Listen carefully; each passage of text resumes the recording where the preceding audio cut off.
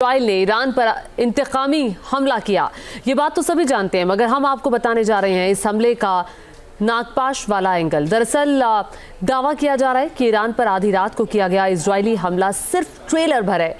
Iran पर असली हमला होना बाकी है, जिसके लिए इजराइल ने जहरीले नाक से भी खतरनाक 4 हथियार तैयार किए। रिपोर्ट देखिए।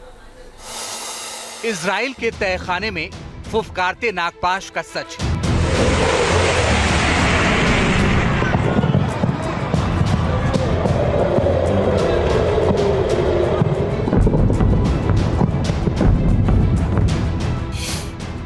तीन घंटे या 180 मिनट।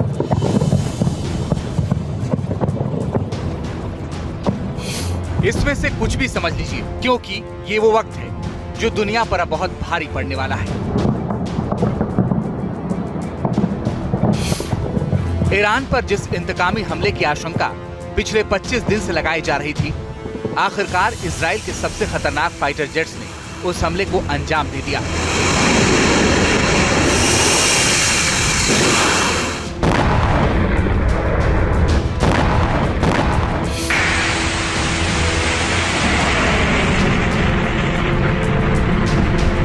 देर रात 2 बजे से लेकर सुबह 5 बजे तक इजराइल के 100 फाइटर जेट्स ने ईरान के 10 ठिकानों पर इतनी भीषण बमबारी की, जिसके बाद ईरान की राजधानी तेहरान समेत ईरान के 3 राज्य दहल उठे।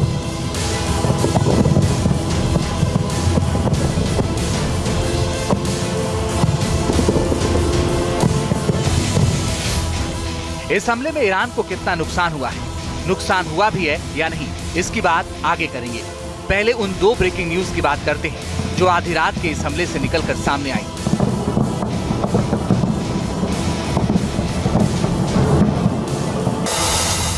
कि इजराइल का यह हमला सिर्फ ट्रेलर भर था, असली हमला होना अभी बाकी है। और दूसरी ब्रेकिंग न्यूज ये है कि फाइनल हमले के लिए ये इजराइल जिस हथियार का इस्तेमाल करने वाला है, उसका इस्तेमाल इजराइल ने अब तक युद्ध में नहीं किया।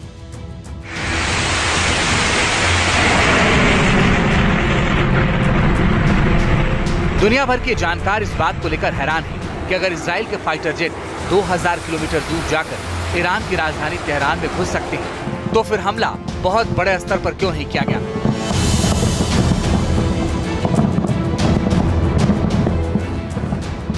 क्योंकि ना तो ईरान से तबाही की ज्यादा तस्वीरें सामने आई, न ही इजराइल ने दावा किया कि उसने ईरान को किस तरह का नुकसान पहुंचा है। इजराइल की तरफ से सिर्फ इतना कहा गया कि उसे जो टारगेट अचीव करना था वो इस हमले में कर चुका है। I can now confirm that we have concluded the Israeli response to Iran's attack against Israel. We conducted targeted and precise strikes on military targets in Iran, thwarting immediate threats to the state of Israel.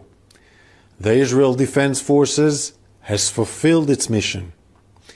If the regime in Iran were to make the mistake of beginning a new round of escalation, we will be obligated to respond.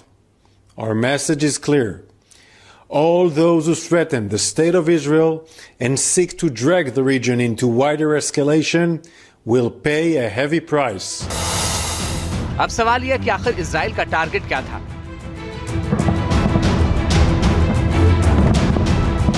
क्योंकि जब से Iran ने Israel पर 200 मिसाइलें दागी, तब से Israel के सैन्य अधिकारी बहुत बड़े बड़े दावे कर रहे थे। दुनिया भर के जानकार भी इजरायली सूत्रों के हवाले से बता रहे थे कि ईरानी मिसाइल हमलों का बदला लेने के लिए इजराइल 4 टारगेट फिक्स कर चुका है।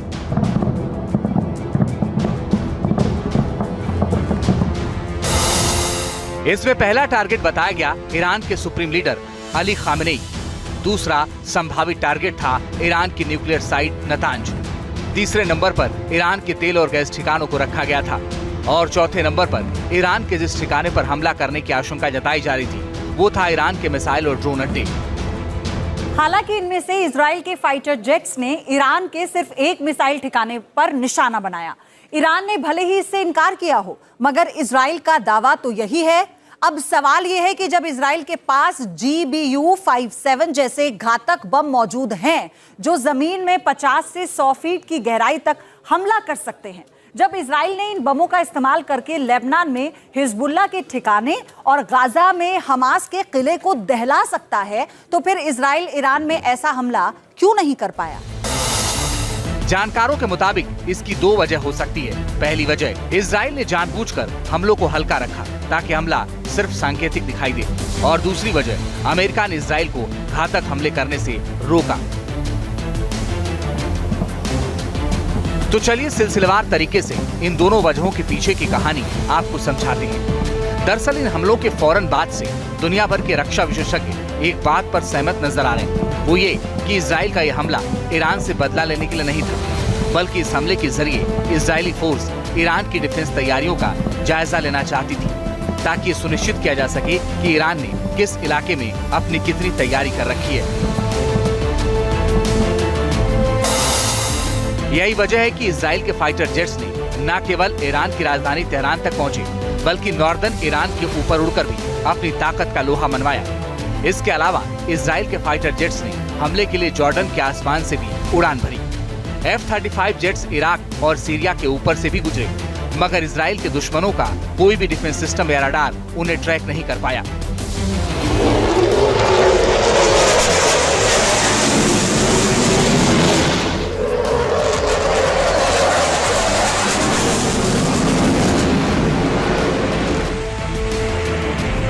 हालांकि ईरान की न्यूज एजेंसी IRNA ने ये वीडियो जारी करने का दावा किया है। दावा यह है कि हमले के वक्त ईरान के 2 डिफेंस सिस्टम पूरी तरह एक्टिव थे। इसमें बाबर 373 और S-300 मिसाइल डिफेंस ने इजराइल की कई मिसाइलों को भी मार गिराया।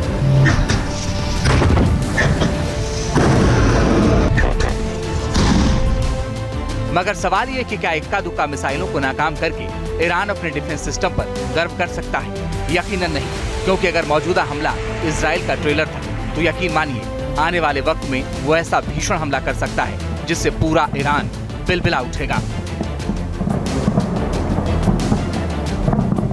सऊदी अरब की वेबसाइट अल अरेबिया ने दावा किया है कि ईरान पर इंतकामी हमले के लिए इजराइल ने 4 ऐसे हथियार संभाल कर रखे हैं जिसका इस्तेमाल वो आर पार के हालात में करता है।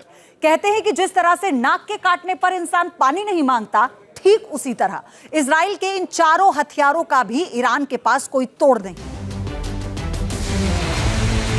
इजराइल के इन तीनों हथियारों की डिटेल आपको कुछ देर बाद बताएंगे।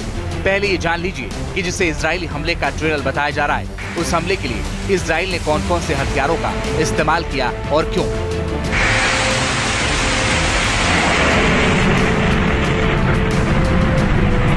जानकारी के मुताबिक गाजा और लेबनान की तरह इस हमले में भी इजराइल ने अपने फाइटर जेट्स पर ही भरोसा जताया। अब चूंकि ईरान की राजधानी तेहरान में 3 तरह के डिफेंस सिस्टम मौजूद थे, तो उन्हें नाकाम करने के लिए इजराइल ने सबसे बड़ा दाव खेला। F-35 अडीर पर चूंकि अमेरिका से इजराइल से मिला फाइटर जेट रडार तक को जाम कर सकता है, जिससे डिफेंस सिस्टम नाकाम हो जाता है। इजराइल का दूसरा हमलावर जेट था F-16 सूफा और तीसरा था F-15I। दावा है कि इसके अलावा जॉर्डन के ऊपर अमेरिकी फाइटर जेट F-16 ने भी इजराइल को प्रोटेक्शन कवर दिया था। आपको बता दें कि F-35 इजराइल का वही फाइटर जेट है जिसे ईरान ने अपने मिसाइल हमले में तबाह कर देने का दावा किया था। इजराइल के पास 60 के करीब F-35 फाइटर जेट है, मगर इनमें 20 फाइटर जेट को ईरान ने तबाह करने की बात कही थी। मगर इजराइल ने F-35 से पलटवार करके बता दिया क्यों F-35 को दुश्मन का गाल माना जाता है।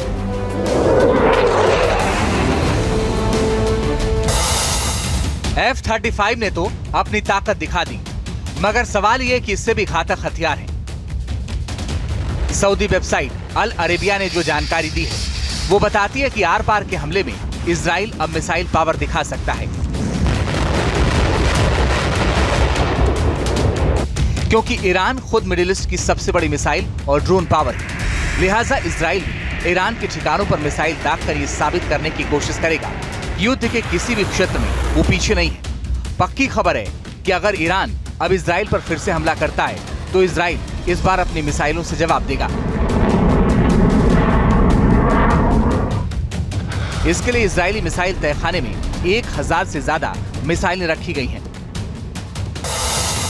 इसमें पहली मिसाइल का नाम है रैम्पेज मिसाइल, जो 250 किलोमीटर तक मार करती है, मगर फाइटर जेट से दागे जाने के कारण ये दुश्मन के घर में अंदर तक जा सकती हैं। इजराइल की दूसरी घातक मिसाइल है रॉक्स। ये 500 किलोमीटर तक हमला करती है। तीसरी मिसाइल है पॉपाई टर्बो। 1500 किलोमीटर दूर जाकर तबाही मचाती है और ये पनडुब्बी से दागी जाती है। जबकि ईरान के लिए सबसे बड़ा खतरा मानी जाती है जेरिको 2 मिसाइल। इजराइल की बैलिस्टिक मिसाइल 4800 किलोमीटर दूर के इलाके को भी दहला सकती है। बता दें कि इजराइल अपने इसी मिसाइल के दम पर ईरान से टक्कर लेता है। यूं तो जेरिको मिसाइल इजराइल के पास 3 मॉडल है, जिसमें से हर किसी की रेंज अलग अलग है, मगर जेरिको 2 सबसे ज्यादा दूरी तक मार करने के लिए जानी जाती है। इजराइल ने अपने इस मिसाइल को न्यूक्लियर हथियारों के जखीरे में शामिल कर रखा है। दावा किया जाता है कि इजराइल की बैलिस्टिक मिसाइल बंकर तक को भेज सकती है। इस लिहाज से अंदाजा लगा लीजिए कि अगर इजराइल ईरान पर और हमला करने की सोच रहा है तो फिर उसका हमला कितना खतरनाक हो सकता है।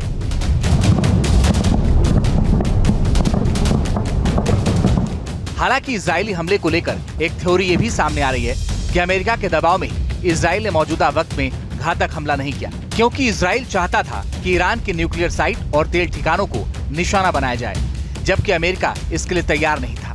अमेरिका ने इजराइल को ऐसा करने से साफ मना कर दिया था।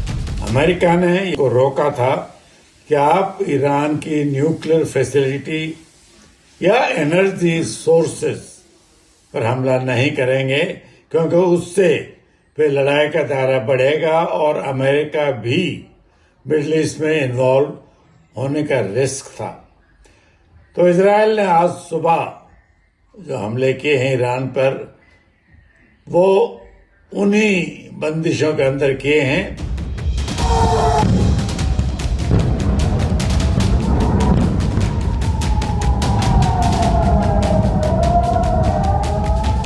दरअसल दुनिया जानती है कि मिडिल ईस्ट में जंग भले ही इजराइल लड़ रहा हो, मगर उसके पीछे जो ताकत है वो अमेरिका की है।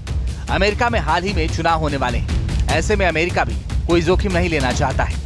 दूसरी तरफ इजराइल भी बदला लेने के लिए बिलबिला रहा था, लिहाजा बीच का रास्ता निकाला गया और सीमित हमला करके दिखाने की कोशिश की गई कि इजराइल की पहुंच ईरान की राजधानी तेहरान तक है, क्योंकि अगर हमला इजराइल के मन मुताबिक होता तो न्यूक्लियर साइट पर हमला करने की वजह से बाइडेन प्रशासन को खुद अपने लोगों की आलोचना झेलनी पड़ सकती थी।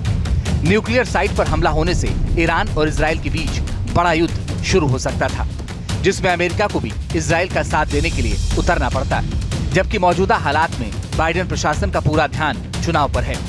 इसके अलावा तेल ठिकानों पर हमला करते ही दुनिया भर में कच्चे तेल के दाम बढ़ जाते, जिसका इल्जाम भी बाइडेन प्रशासन के सिर पर आता और महंगे तेल से अमेरिका के नेटो वाले सहयोगी भी प्रभावित होते। हालांकि एक सच ये भी है कि इजराइल के सीमित हमले के बावजूद मिडिल ईस्ट में महाविनाश का खतरा कम नहीं हुआ है। जिस तरह इजरायली हमले में ईरान के कई नागरिक और ईरानी डिफेंस फोर्स के 2 अफसर मारे गए हैं, इसके बाद ईरान और इजराइल के बीच सीधी जंग भी छिड़ सकती है। अब अगर मिडिल ईस्ट के इन दोनों देशों के बीच जंग छिड़ गई और अमेरिका इजराइल की मदद के लिए नहीं आया, तो फिर ईरान और इजराइल में से कौन किस पर भारी पड़ेगा, चलिए आपको ग्राफिक्स के जरिए दिखाते हैं।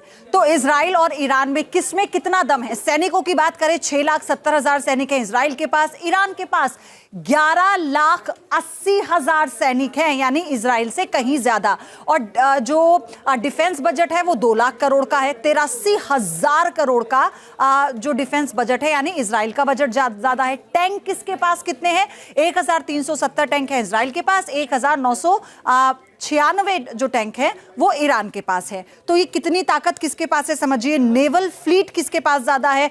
64 जहाज हैं इजराइल के पास, 101 जहाज है ईरान के पास। तो कई मोर्चों पर ईरान ज्यादा ताकतवर है इजराइल के मुकाबले। और फाइटर जेट 612 हैं इजराइल के पास, ईरान के पास है 551। तो वो अगर जहां पर भी ईरान पीछे है इजराइल के, तो ज्यादा अंतर से पीछे नहीं है, यानी कई मोर्चों पर जो ईरान है वो इजराइल से ज्यादा ताकतवर है। कुल मिलाकर एक बात पक्के तौर पर साफ साफ कही जा सकती है कि अगर इजराइल ईरान के बीच सीधी जंग शुरू हो जाती है, तो फिर ये जंग सिर्फ इन 2 देशों तक सीमित नहीं रहने वाली है। जिस तरह यूक्रेन युद्ध में प्रत्यक्ष या अप्रत्यक्ष तौर पर दुनिया के कई देश शामिल हो चुके हैं, उसी तरह वर्ल्ड वॉर का सिनेरियो मिडिल ईस्ट में भी बन सकता है, जिसके गंभीर परिणाम पूरी दुनिया को झेलने पड़ेंगे। Team news nation. News nation अब व्हाट्सएप पर खबरों की ताजा अपडेट के लिए न्यूज नेशन के इस QR कोड को स्कैन करें